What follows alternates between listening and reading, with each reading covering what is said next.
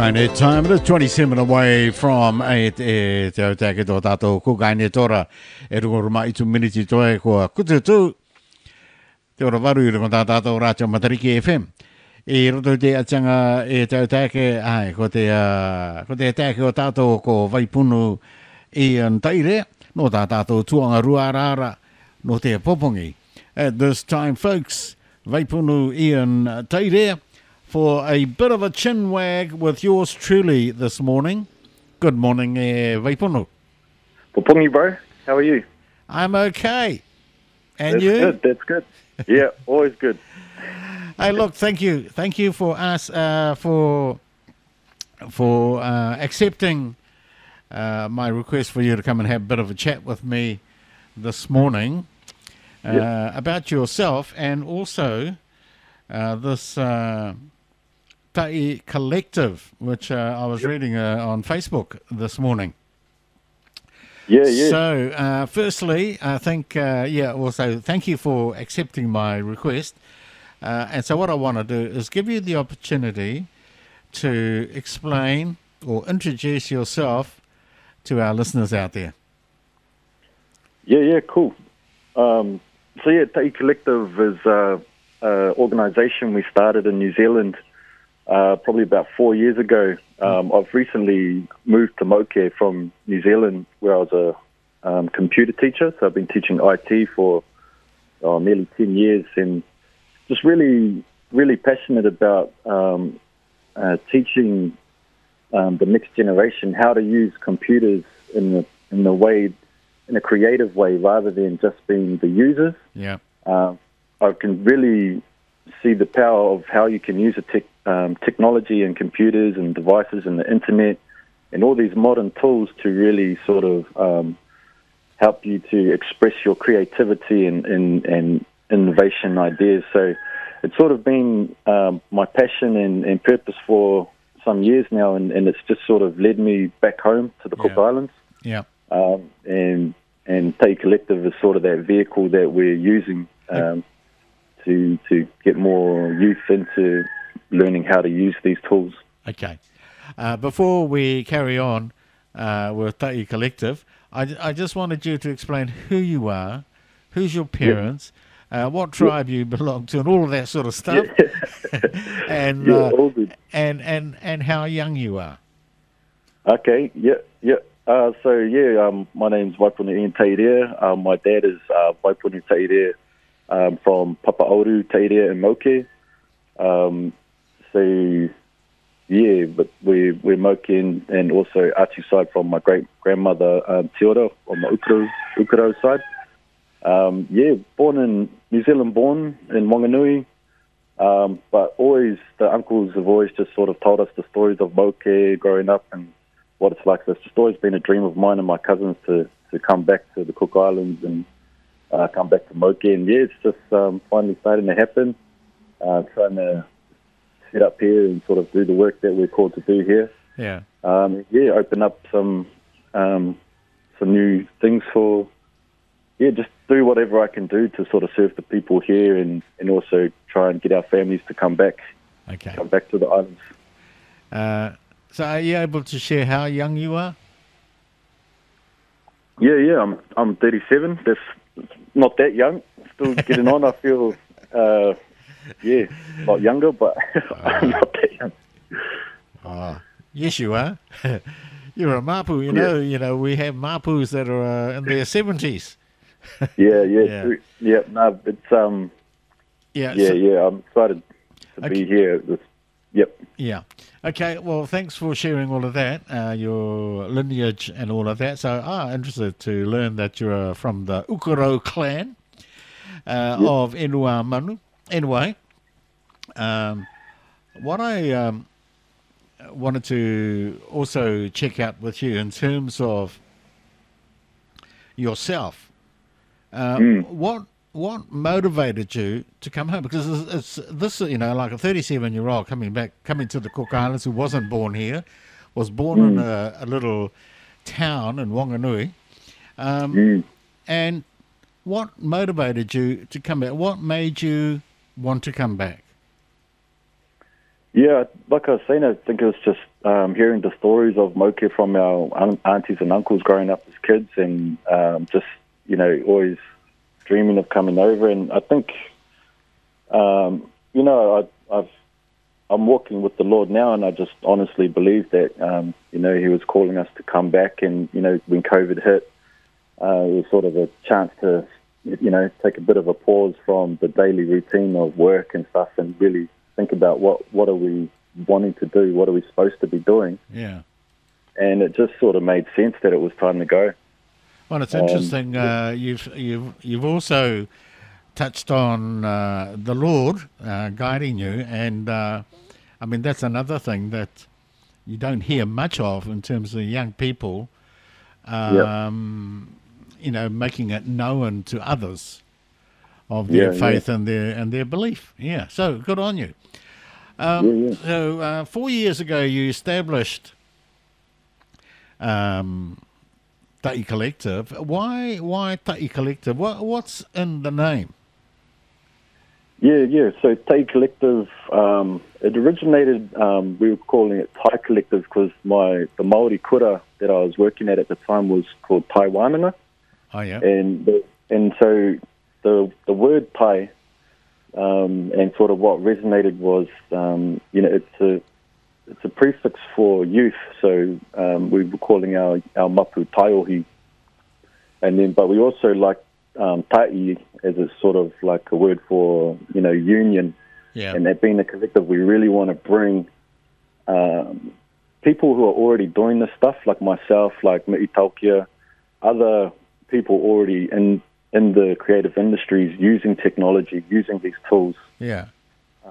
And so we want to sort of create this collective in unity with the same mission of help bringing up our next generation. Yeah. And we also like, you know, the ocean as well. You know, we're a collective of ocean people. And we just think that, you know, we're so broken up, so remote and geographically, but that's what technology can do. It can sort of bring you together as a collective. So TaiCollective is very focused on bringing together the Pacific nations in a digital way, using the tools that we have. Okay, so is Mi'i Taukia, is he part of this collective? Yeah, absolutely. When I first arrived this time around to Raro, we just connected at the business hub. I just was looking over at the bro on his computer, and he looked a little bit familiar to me, and then I connected that it was from his movie that he'd released, his animation. Uh-huh. And I was just like, bro, did you do that movie? And he's like, yeah. And then from there we just clicked. You know, I could tell straight away, you know, you had the same heart for helping youth, and we've just connected ever since. And we've partnered up with his creative academy. He was already doing work in this space, so it just made sense for us to sort of join forces and do what we can for the youth. And it's going well. You know, he's holding things down on that side in Raro, and I'm here in Moke, so it's just a really good partnership. And we're actually looking for other partners in the other part, so, you know, definitely reach out, because we're wanting to, you know, really make this collective, you know, the real deal, and starting with the Cook Islands is going to be awesome. Yeah, people would be scratching their heads hearing that you've gone to Moke, you're doing IT stuff and digital work, and not believing, not believing that. So tell us how you're doing it from Moke. I mean, people would think you'll be here in Raro, but you're doing it in Moke. Yeah. Well, I think that's kind of the point, is that I think people would love to be in Moke. They'd love to be in their pa inua, but the challenge is, what do you do for work? What do you do for income? You know, there's not a lot of options when it comes to the pa inua. But when you're working in a virtual space on the internet using digital technology, then you can really work from anywhere. So having, you know, building up the skills that I have over the years, that allows me to sort of work from anywhere. And that's sort of a privilege, and, you know, and to be able to, and it allows me to be able to work from Moke. So it's it's a beautiful thing, and I think, our mapu in the Cook Islands can definitely do that if they learn these tools, which TaiCollective is definitely, we're going to be teaching them. We're going to be creating the pathways into all the different avenues you can go with digital technology. Like, it's not just coding, it's music, it's movies, it's art. There's so many things you can do, and our sort of roadmap is to create those learning pathways so that anyone in the part, and not just mapu, can be some of our older metua that, if they are keen to do it, and they're willing to put in the time, it's all possible. So are you doing any lessons online for groups of people? Yeah. So we've that's sort of what our event's coming up on the 18th. We're doing a digital tour event where we're launching our e-learning platform that we've been building for the past 4 years. And so this is our sort of first test run, and he's done an awesome job of promoting it. I think that's sort of how you heard about what we're doing. Yeah, no, I'm looking at what he's put up, And he's raving about yourself and himself too. And so, I want to know about X6 Studios and the... so I guess this is his part? That's right, Yeah. So Mitty's founder of Six Studios, and that's what that's his company, his digital sort of creative company. Yeah. And that's kind of what TaiCollective is about, is bringing these digital companies together, helping mentor the new generation and helping mentor them to create their own digital companies. So, it's not like TaiCollective is saying, come and work for us. It's saying, like, bring your company and your expertise and, try and you might be able to create learning pathways that employ the mapu to come and work in your organization. So,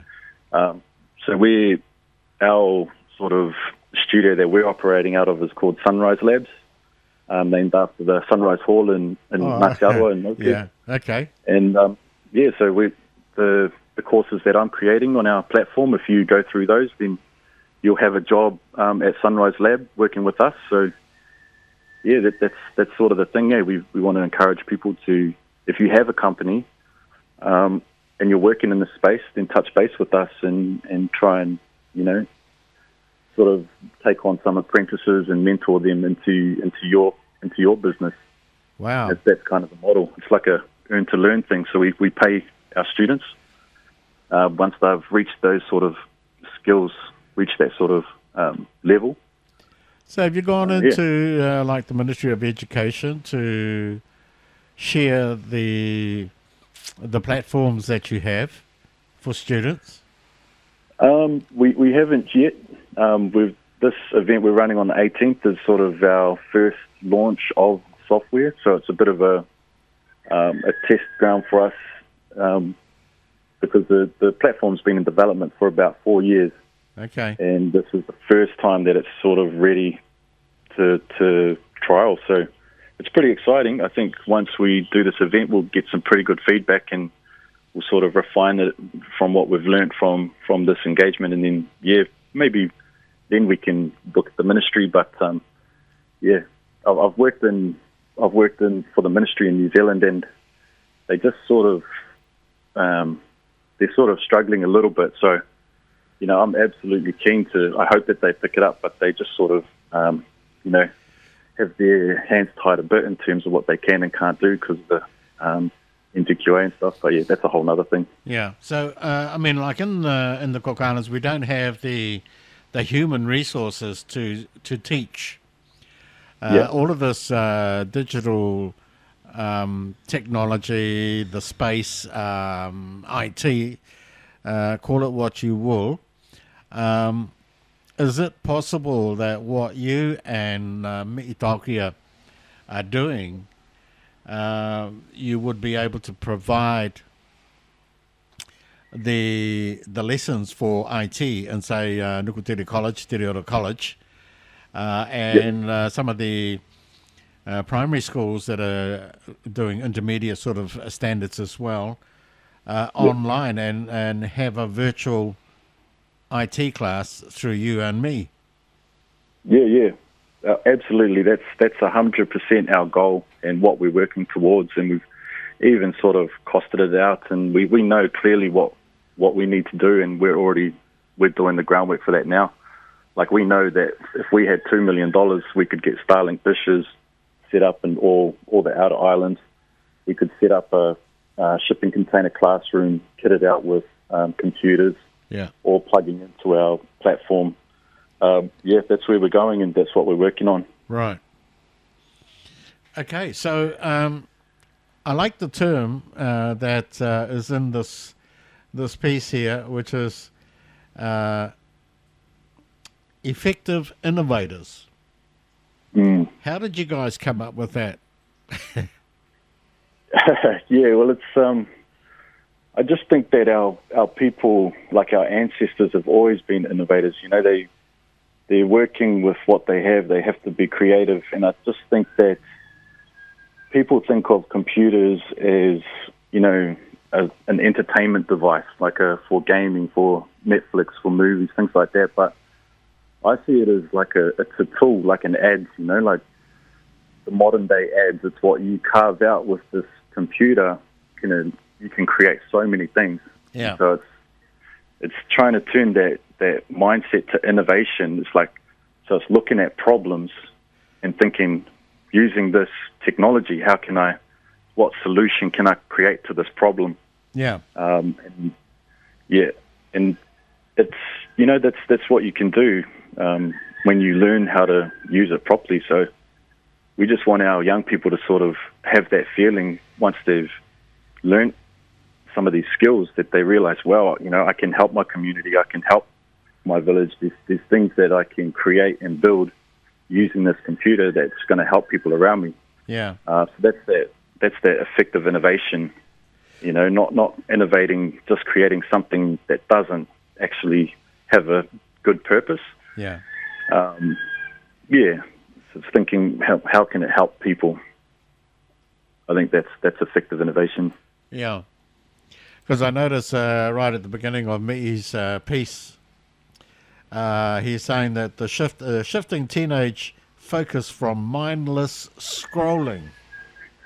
Is that really the space our young people are in?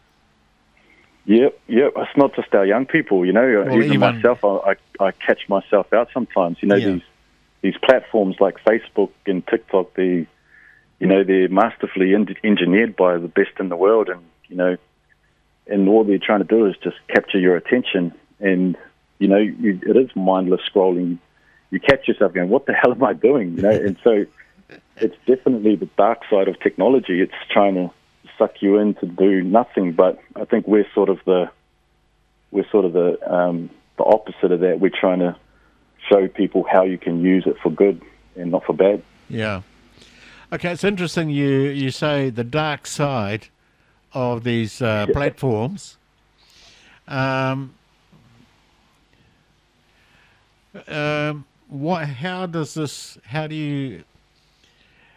do you quantify, you know, the scrolling as the dark side of what you're doing? Yeah.